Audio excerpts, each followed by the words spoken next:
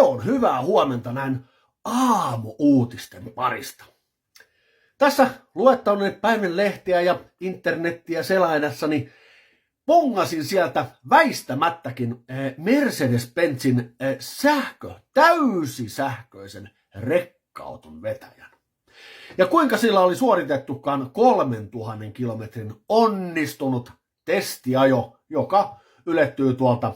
Kiersi muun muassa Lapin kautta, saatiin vähän talviajon ominaisuuksia ja sitten palattiin takaisin tuonne Strasbourgin Saksaan.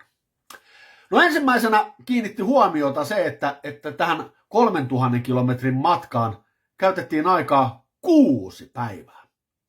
Ja lisäksi latauspisteet oli tarkkaan harkittu ja reitti oikeastaan määräytyi sen mukaan, että latauskapasiteetti riitti.